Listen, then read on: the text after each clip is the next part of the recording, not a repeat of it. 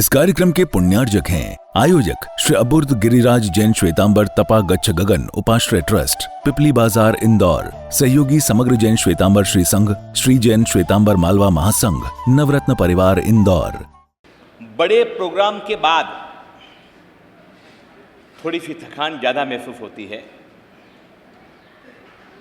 लेकिन फिर भी यहाँ पर कोई कमजोरी दिखाई नहीं दे रही है। थोड़ी लेट लद्दी भी जरूर दिखाई दी। पर्युषण महापर्व के पवित्र दिन आ रहे हैं। पर्युषण पर्व की प्रक्रिया शुरू होने वाली है। आज, कल और परसों से क्या चालू हो जाएंगे? बोलो, अरे एक बार तो बोलो, क्या चालू हो जाएंगे? आप लोगों ने तैयारी करी पर्युषण मनाने की? कल कुछ बात मुझे करनी थी, लेकिन ये चमक और दमक के अंदर मैं पूरी बात नहीं कर पाया था। कुछ उन बातों को आज मैं आप तक पहुंचाने का प्रयास करूंगा। अभी 6 बाह्य तप और 6 अभ्यंतर तप की बात चल रही थी, और उस संदर्भ में प्रायश्चित्त, विनय और तीसरे नंबर में वैयावच। ये वैयावच अप्रतिपाती गुण है। सारे गुण निष्फल हो सकते हैं, सारे गुण छूट सकते हैं, लेकिन वैयावच का गुण कभी छूट नहीं सकता। किसी के काम आने की तमन्ना कभी छूट नहीं सकती, और ये मुनियों में ही होता है, ऐसा जरूरी नहीं है। ये सांसारिक व्यक्तियों में भी होता है। कई बार हाथी ने कई व्यक्तियों को बचाया, ये भी आपने सुना होगा। कई बार कुत्तों ने कई व्यक्तियों को बचाया, ये भी आपने सुना होगा। कई बार गाय ने किसी को मरते हुए बचाया, ये भी आपने सुना होगा। और आजकल मोबाइल के युग में इतने सारे वीडियो हो चुके हैं, इतनी रीलें हो चुकी है कि आपको ये समझते देर न लगेगी। पुण्यशालियों,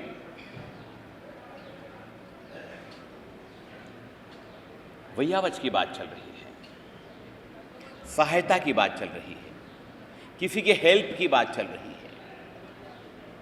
किसी के सहयोग की बात चल रही है।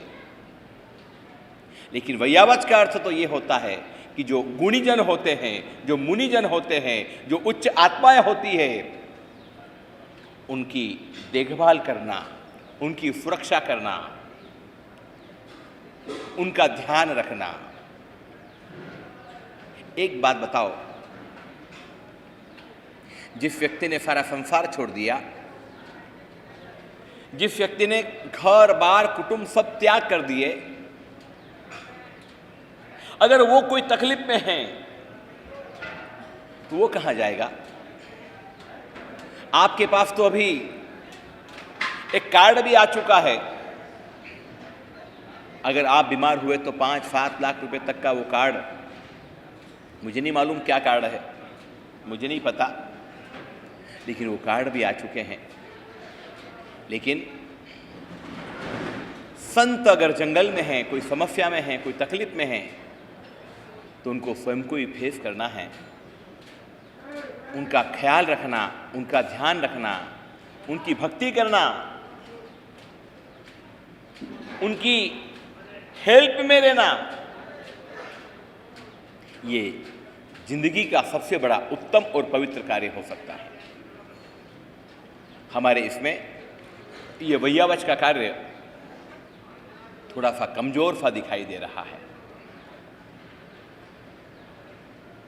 मुझे जो लोग यहां विनती करके लेके आए हैं, उन लोगों की जिम्मेदारी है मेरी। एक संघ है, नाम तो बोलूंगा नहीं, उस संघ के अंदर एक प्रक्रिया है, बड़ी अद्भुत प्रक्रिया है। अच्छी है बुरी है तो आप डिसीजन लेना। वो लोग 5 से 10, 15, 20 लोग विनंती करने के लिए आए, गुरुदेव आपका बहुत नाम सुना है गुरुदेव, आपको शुमाफा हमारे यहाँ संग में करना है। 1 बार आए, 2 बार आए, 3 बार आए, गुरु भगवंत बड़े प्रसन्न हो गए। चलो 3-3, 4-4 बार आए हैं तो उन्होंने चतुर्मास की जय बोल दी। मेरी बात नहीं कर रहा हूँ भैया, अन्य संतों की बात कर रहा हूँ। गुरु भगवंत वहाँ पधारे, प्रवेश हुआ। जो लोग 3 से 4 बार आ गए थे उनसे थोड़ी आत्मीयता हो गई थी। 1 दिन चतुर्मास का निकला, 2 दिन निकला, वो 10-15 में से कोई भी व्यक्ति दिखे नहीं, कोई भी व्यक्ति आए नहीं। गुरु भगवंत बड़े बेचैन हो गए, भाई हुआ तो हुआ क्या, जो मेरे को लेने के लिए आए थे उसमें से एक भी नहीं दिख रहा। बड़ी मशक्क़त के बाद उन लोगों को बुलाया, 2-4 लोग बड़ी मुश्किल से आए। भाई तुम कहाँ हो, तुम तो इतनी बड़ी बड़ी बातें कर रहे थे, पधारो पधारो पधारो, हम आए तो आप आ नहीं रहे हो। उन व्यक्तियों ने कहा गुरुदेव हमारा जिम्मा क्या था, विनंती करने का। हमारे ट्रस्ट मंडल में नियम हुआ है कि विनंती करने के लिए जाएंगे, बाकी सब जिम्मेदारी जो लोकल व्यक्ति संभालेंगे। हमारा काम था, हमने पूरा कर दिया, हम आपको विनंती करके लेके आ गए। अब यहाँ के लोग जाने, इनका काम जाने, हमारा कोई लेना देना नहीं। ईमानदारी से बोलो,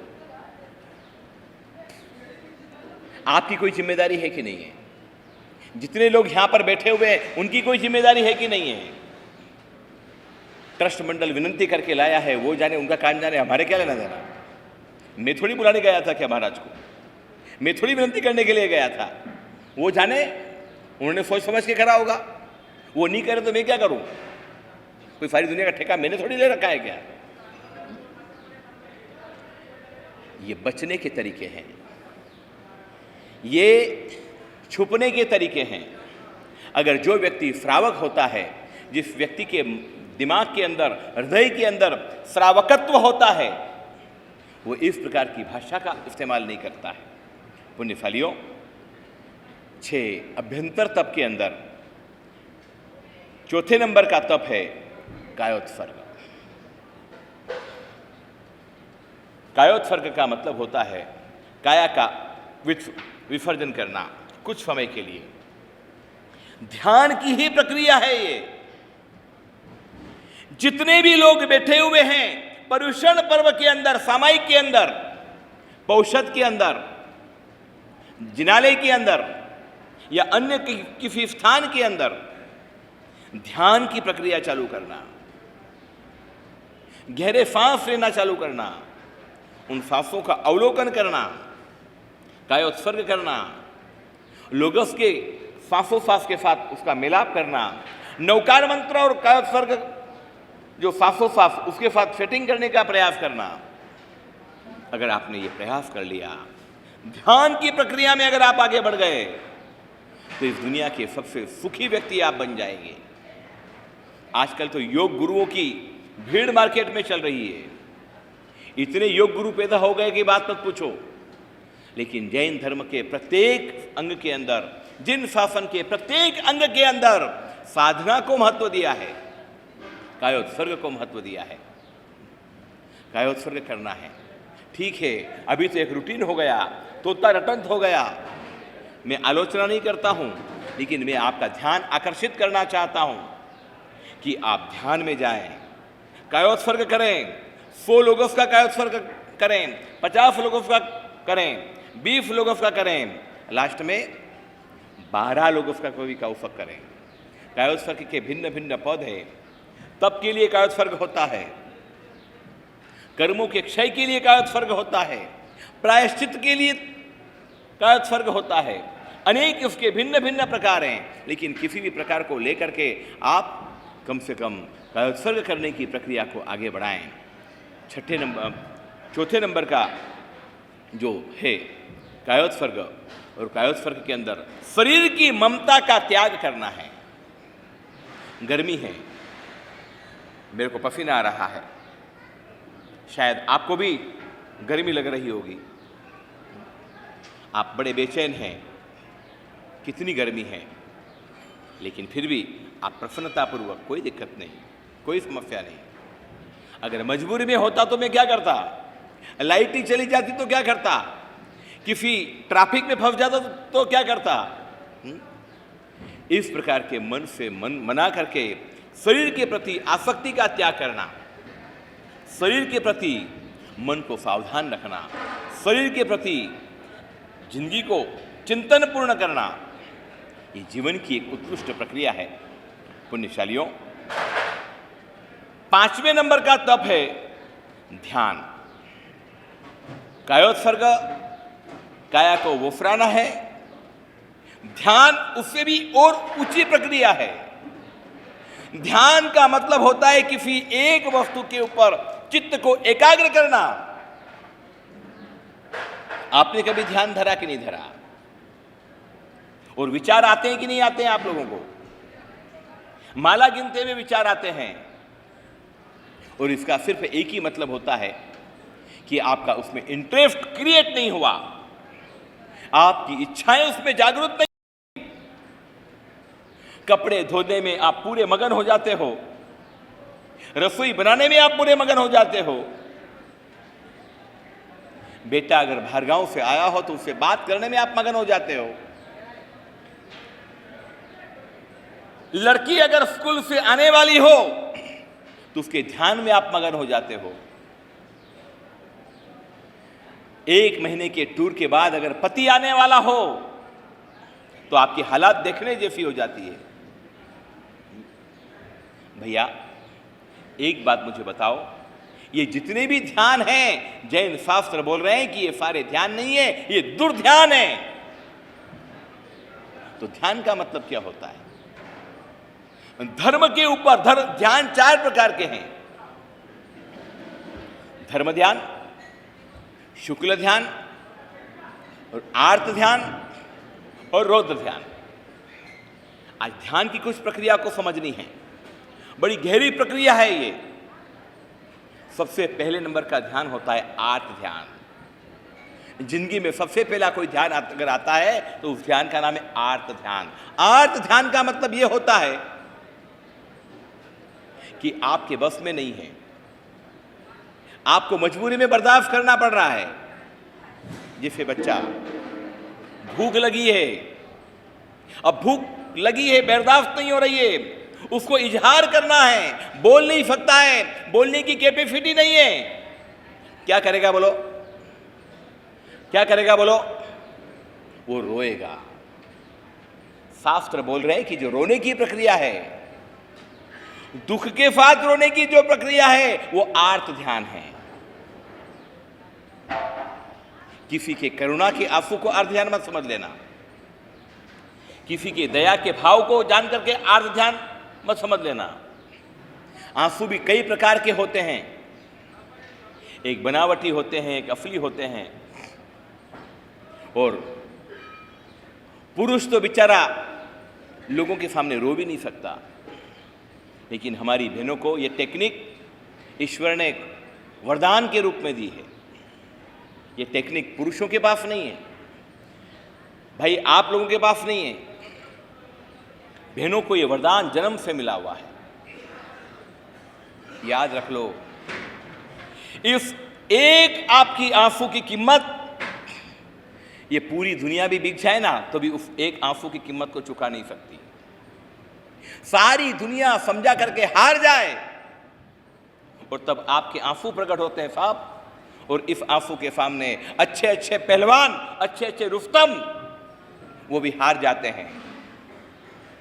मैंने ऐसे कई दृढ़ निश्चयी लोगों को देखा है, कठोर व्यक्तियों को देखा है, निर्दयी व्यक्तियों को देखा है, लेकिन जब स्त्री के आंसू चालू हो जाते हैं तो वो मैदान छोड़ देता है, वो हार जाता है।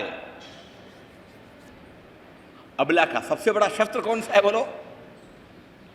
अबला का सबसे बड़ा शस्त्र कौन सा है?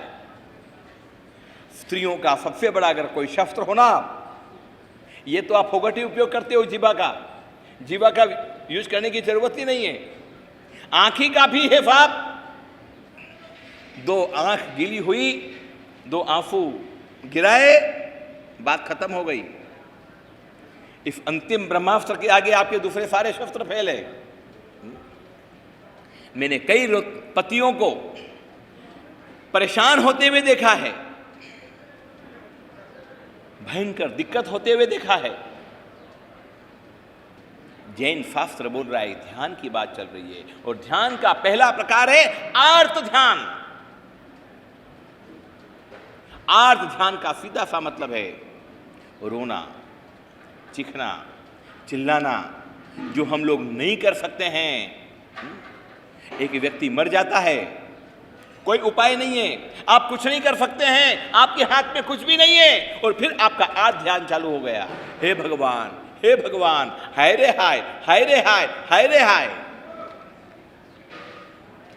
और ये संसार के नाटक भी बड़े खतरनाक है साहब, ये संसारियों के नाटक बड़े खतरनाक है। अरे मैं गुजरात गया था, राहुल भैया आप पालीतना के हैं ना, तो मैं काठियावाड़ में गया था, विहार करते हुए गया था। सुरेंद्रनगर के आसपास में कोई गांव था, वहाँ सब काठियावाड़ी लोग थे। ये दुनिया कैसे कैसे नाटक करती है वो मैं बताना चाहता हूँ। आज हमारे बीच में हुक्मचंद जी साहब सावला भी विराजित हैं। बड़ी अद्भुत घटना घटी उस गांव के अंदर में। छोटा बालमुनि था और 25-50 महिलाएं काले कपड़े पहन करके एक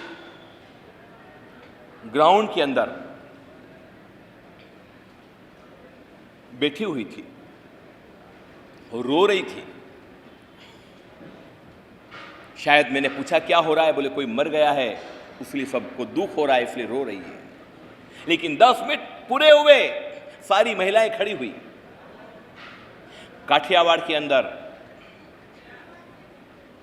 मरसिया गाते, मरसिया, मरसिया मतलब क्या बोलते हैं मुझे मालूम नहीं, यहाँ पर तो ऐसा तो है नहीं अपने यहाँ पर तो, लेकिन काठियावाड़ में ये प्रवृत्ति, काले कपड़े पहनते हैं और काले कपड़े पहन करके छाजिया लेते हैं। छाजिया क्या लेते हैं?